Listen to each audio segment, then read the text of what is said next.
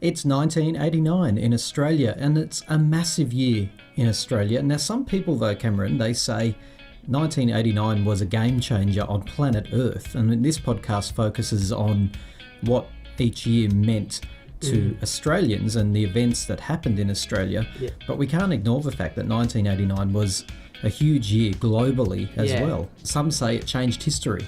These didn't really change history, but Taylor Swift and Daniel Radcliffe were born this year. Oh, it was a very bad year. It was a very bad year for planet Earth. Some people saw the fall of the Berlin Wall as marking the end of the Cold War. Well, it sort of did. It was very symbolic, wasn't it? Amazing to watch people power in action, just tearing that wall down literally. Yes, democracy rising. And the internet was founded by Berners-Lee.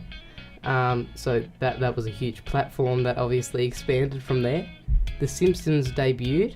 Well, that was good. Yeah, on December 17. So they're the big events of 1989. It was a huge year. In Australia, Bob Hawke continued to be the Prime Minister for the entire year. The premiers around Australia, Nick Greiner in New South Wales, Micah Hem, then Russell Cooper around the end, and then Wayne Goss, if you can believe it. Queensland was having a rapid turnaround. John Bannon was the Premier of South Australia, Robin Gray, and then Michael Field in Tasmania, John Cain in Victoria, Peter Dowding in Western Australia, and of course the monarch remained Queen Elizabeth II. We're getting a bit tired of saying that, aren't we? By the way, spoiler alert, it doesn't change.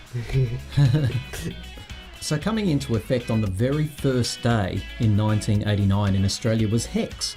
Now that's a higher education contribution scheme. Do you know anything about this, young Cameron, 15-year-old Cameron? No, I actually don't. Okay, so basically the premise is that education should be accessible for all young Australians or for all Australians. But to do this, you need a system in place so that people are not disadvantaged based on their socio-economic status. Yeah. So people could go to uni under this scheme and essentially accumulate a low-interest debt which they will owe back to the government.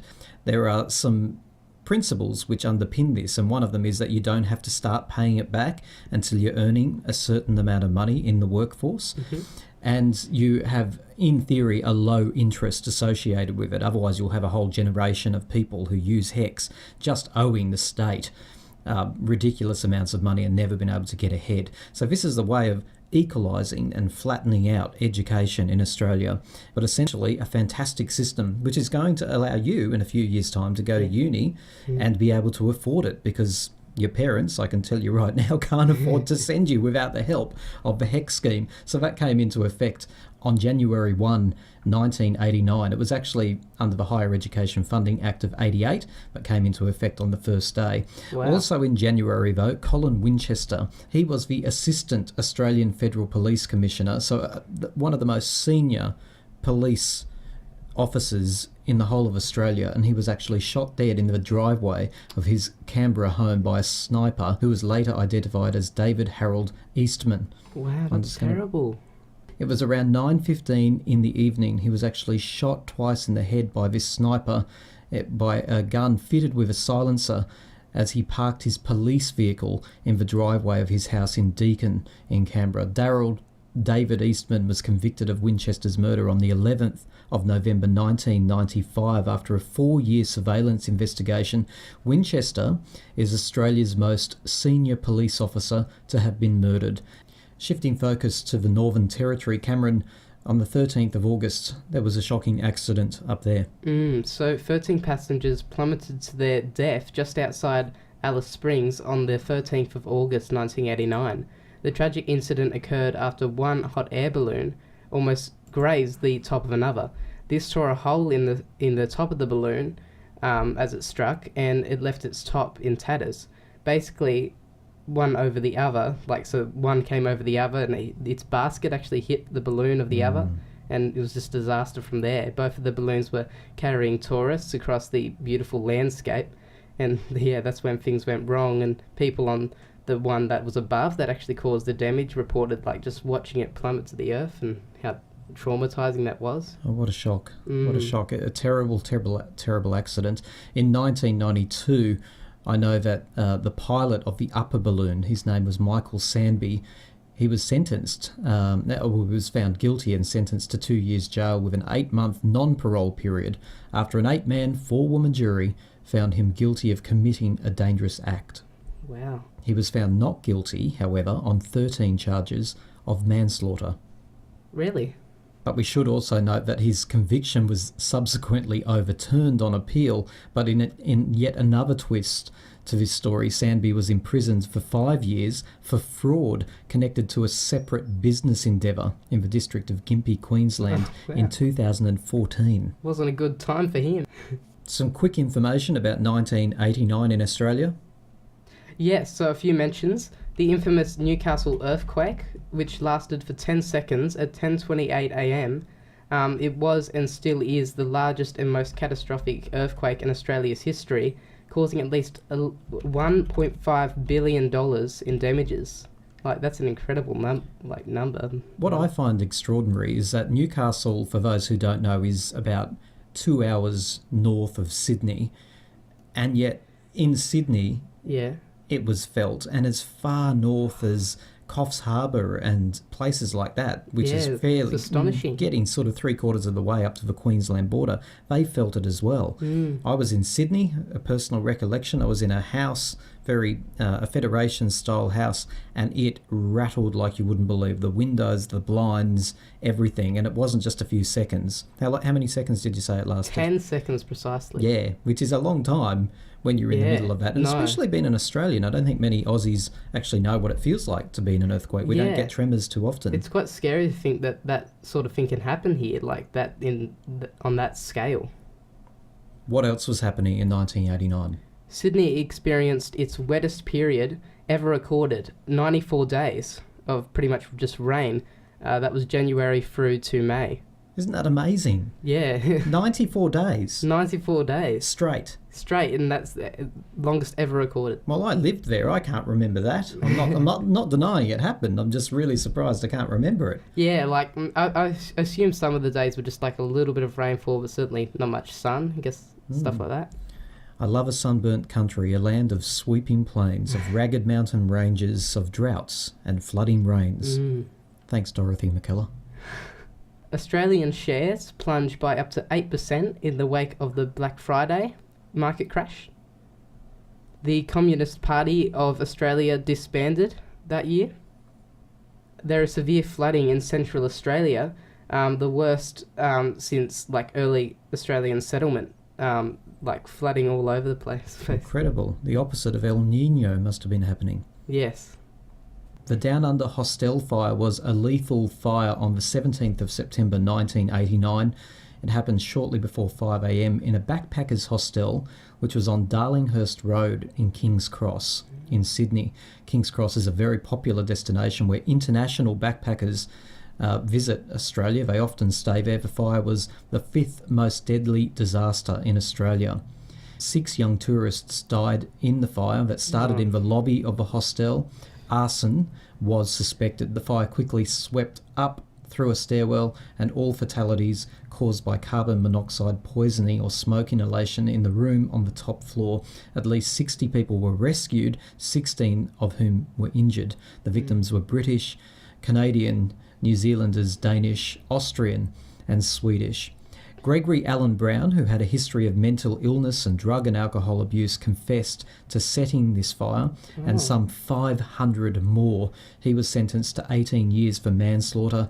He was convicted despite his alleged unreliable confession and a suggestion that he was in Melbourne at the time, but the court found diminished responsibility, sentencing him for manslaughter instead of murder. Alleged to have boasted to another prisoner, quote, "I love hearing people scream and I love watching them die." He was released in 2009 after serving his full sentence, refusing to apply for parole. Tell us about Bond University.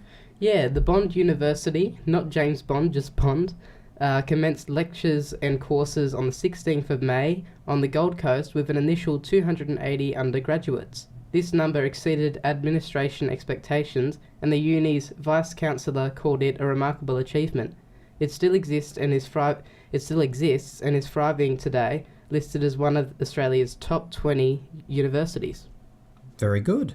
1989 was a tragic year for the Pacific Highway, and in particular on the mid-north coast, which is where we create these podcasts. Yes. The Grafton bus crash, as it's known, killed 21 people and injured a further 22 on the Pacific Highway on the north coast of New South Wales near Grafton at some time between 3:50am and 4am on Friday the 20th of October 1989. A southbound semi-trailer truck carrying a load of tinned fruit veered onto the wrong side of the road and collided with a Sunliner Express bus travelling in the opposite direction. The bus was carrying 45 passengers. The impact of a semi-trailer truck resulted in the penetration of the side of the bus, both spilling passengers onto the road as well as causing trauma for passengers within the bus interior. At the time, this crash was the worst in Australian road transport history in terms of the number of deaths. The driver of the truck, who was among the dead, was found to have a high concentration of drug in his blood. It was a stimulant similar in effect to amphetamines. The concentration found was 80 times in excess of the normal therapeutic level, even for chronic users.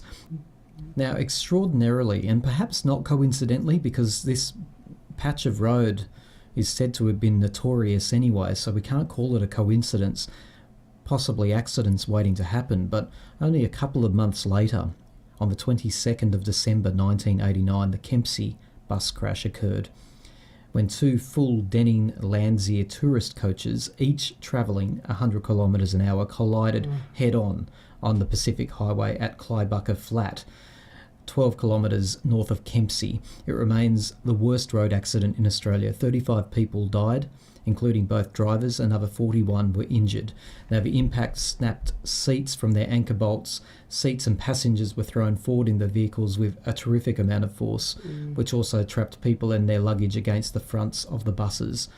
The force of the impact left the Sydney-bound coach, operated by McCafferty's coaches, embedded in the front 5 rows of the cabin of the Brisbane-bound coach, operated by Trans-City Express. The accident triggered a major emergency response.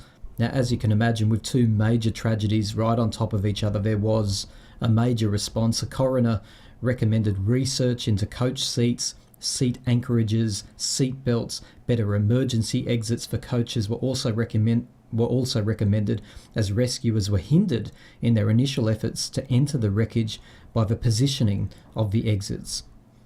And of course, anyone who uses the Pacific Highway regularly, or did back then, would know that the Pacific Highway was single carriageway most of the way. The coroner, who was actually Kevin Waller, endorsed a recommendation that he had made after the Grafton bus crash, that the Pacific Highway be upgraded to dual carriageway between Newcastle and Queensland. Now, that was no news for anyone who used the highway at the time.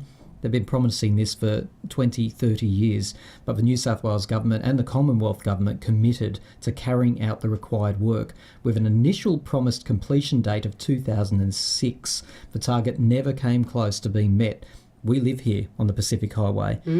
We're getting close now. We're in 2018. Yep. It's still not done. No. In fact, the one of the last sections between Newcastle and Queensland, which the coroner here was talking about, is between Port Macquarie and Kempsey. It's still not dual carriageway. We're months away from that being opened, and then the last part will be Coffs Harbour needs to be bypassed. But still, all this time after these two tragedies, the coroner's recommendation is still not complete.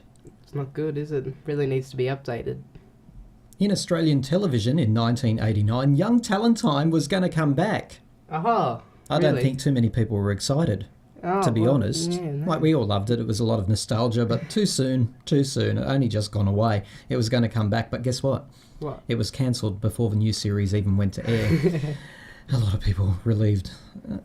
Fast Forward premiered in Australia. A lot of people will remember that. It actually kickstarted people like Steve Vizard, Gina Riley, who is one of the stars of Kath and Kim.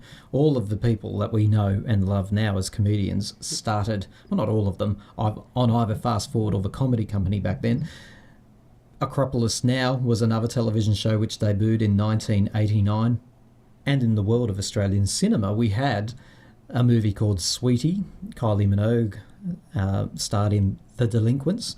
Yep. and Dead Calm with Nicole Kidman. Oh, we've seen that movie. We have. Incredible, right? Yeah, I really enjoyed it, actually. Brilliant film, and really she'd already showcased her talent, but really brought Nicole Kidman to the attention of Hollywood at that stage too. It also starred, can't remember his name, Zane, it'll come to me, who ended up being the villain in Titanic many years later. Yes. The baddie, the guy that... He plays the baddie well. He plays the baddie well. Simple as that. Maybe he's a baddie in real life. Well, yeah, possibly. I'd ask him that if I met him. Are you a baddie? You a bad guy. Then he might shoot me.